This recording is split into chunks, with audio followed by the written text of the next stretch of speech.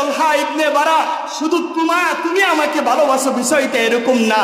তুমি ছোট হতে পারো, আমি পরীক্ষা করে দেখেছি। তুমি ছোট হতে পারো, তুমি নাবালেগ হতে পারো, তুমি মাসুম হতে পারো, কিন্তু তোমার দিলের মধ্যে, তোমার অন্তরের মধ্যে আমার ভালোবাসা কম না। এই যে আলহামদুলিল্লাহ ফাঁকে ফাঁকে কোরআনের মাহফিলে আমাদের শিশুরা বসে আছে, মাদ্রাসার ছাত্ররা বসে আছে। ও আমার ছোট ভাইয়েরা, তোমাদের মতো শিশুরাও রসুলকে ভালোবাসতো। কেমন ভালোবাসতো? হাদিসের কিতাব সাক্ষী। হাদিসের কিতাব খুলুন। হযরতে তলহা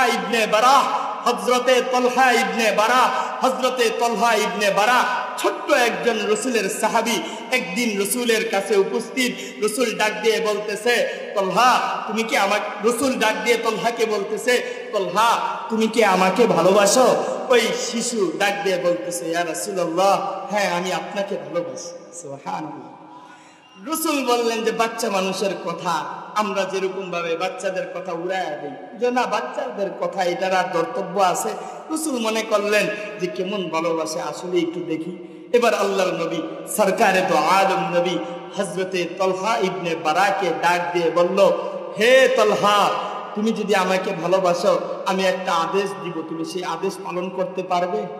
হযরতে তলহা ইবনে বারাহ বলে, ইয়া রাসূলুল্লাহ, ইয়া হাবিবাল্লাহ, আপনি আদেশ দেন, দেখেন আমি পালন করতে পারি কিনা। এবার আল্লাহর নবী সরকারে দু আলম নবী পরীক্ষার জন্য ডাক দিয়ে বললেন, তলহা যাও, তুমি গিয়ে তোমার বাবার কল্লাটা নিয়ে আসো। আল্লাহু আকবার। হাদিসের কিতাব সাক্ষী, তলহা ইবনে বারাহ সঙ্গে সঙ্গে তরবারি নিয়ে বাবার কল্লা আনার জন্য দৌড় দিল। আল্লাহর নবী সরকারে দু আলম নবী পিছনে পিছনে সাহাবী পাঠায়া দিলেন, এই সাহাবী যাও, গিয়া দেখো সে আসলেই যায় কিনা। যখন যাইতে লাগবে কাছাকাছি, এর আগে টান দিয়ে নিয়ে আসবা। সাহাবী নিয়ে আসলো এবং তাকে ডাক দিয়ে বলল, হ্যাঁ আসলেই তুমি আমাকে ভালোবাসো। হে তলহা ইবনে বারাহ, শুনে রাখো আমিও নবী তোমাকে ভালোবাসি। আরো জোরে বলেন না সুবহানাল্লাহ। হে তলহা ইবনে বারা, শুধু তুমি আমাকে ভালোবাসো বিষয়টা এরকম না। তুমি ছোট হতে পারো, আমি পরীক্ষা করে দেখেছি। তুমি ছোট হতে পারো, তুমি নাবালেগ হতে পারো, তুমি মাসুম হতে পারো, কিন্তু তোমার দিলের মধ্যে, তোমার অন্তরের মধ্যে আমার ভালোবাসা কম না। এবার ডাক দিয়ে বলতেছেন, হে তলহা ইবনে বারা, হে তলহা ইবনে বারা, তোমাকেও আমি ভালোবাসি। আহা, হাদিসের কিতাব বলে কিছুদিন পরেই তলহা ইবনে বারা অসুস্থ হয়ে গেলেন। আল্লাহর নবী সরকারে তো আলম নবী যখন শুনলেন তার এই ছোট্ট আশেক অসুস্থ হয়ে গেছে, আল্লাহর নবী তো রাহমাতুল লিল আলামিন নবীকে আমরা আর কতটুকু ভালোবাসি, নবী তার চাইতে আমাদেরকে আরো বেশি ভালোবাসি।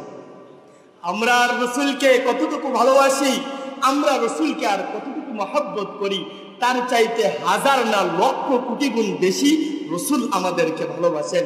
রসুল যখন শুনলেন তার এই ছোট্ট আশেক অসুস্থ হয়ে পড়ে আছে বিছনায়, আল্লাহর নবী সরকারে দু আলম নবী শীতের রাত, কনকনে শীত, এরকম শীতের রাতে, অন্ধকারের রাত্রে তলহার বাড়িতে ছুটে গেলেন।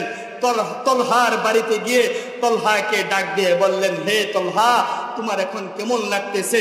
হযরতে তলহা রাদিয়াল্লাহু তাআলা আনহু মুমূর্ষ অবস্থায় দুইটা চোখের পানি ছেড়ে দিয়ে কেঁদে ফেললো।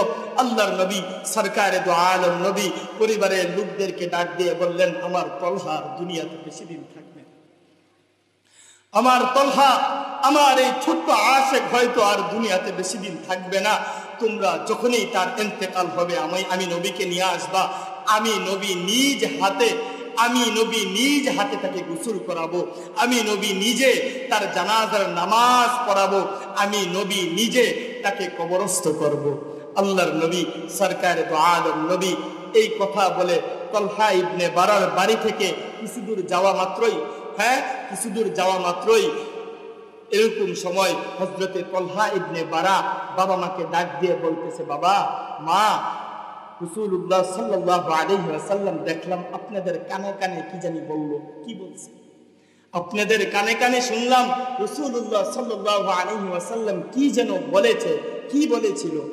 এবার হযরতে তলহার পিড়াপিড়িতে বলতে আরম্ভ করলো, রসুল বলেছেন, তুমি দুনিয়াতে আর বেশি দিন থাকবা না, অল্প সময়ের মধ্যেই তুমি হয়তো দুনিয়া থেকে চলে যাবে। তবে রসুল বলেছেন, তোমাকে একটা সুসংবাদ শোনায়া গেছেন, রসুল নিজের হাতে তোমাকে গোসল করাবে, রসুল তোমার জানাজার ইমামতি করবে, রসুল তোমাকে কবরস্থ করবে। এই কথা শোনার পরে তলহা ইবনে বারা ডাক দিয়ে বলতেছে, বাবা, ও আমার মা, ও আমার প্রিয় বাবা, না, রসুলকে আসতে না করবেন, রসুলকে আসতে না করবেন। অবাক হয়ে গেল, আরে তুমি কি বলতেছো এই কথা? তোমার কি মাথা ঠিক আছে?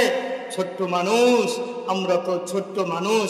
আজকে আমাদের ছোট ছোট ওই নাবালেগ মাসুম বাচ্চাগুলো কার্টুনের সময় ব্যয় করে, আজকে তাদেরকে ভাত খাওয়াইতে দেই, রসুলের সিরাত শুনাই না, রসুলের ঘটনা পড়াই না, শুনাই না। তারা ছোট অবস্থাতেই তাদের হাতে অ্যান্ড্রয়েড মোবাইল দিয়ে দেই, বাবা ভাত খাও, ভাত খাও, কার্টুন দেখো, হাট্টিমা টিম টিম, তারা মাঠে পাড়ে ডিম, তাদের খাড়া দুইটা শিং, তারা হাট্টিমা টিম টিম, এইগুলা শুনো।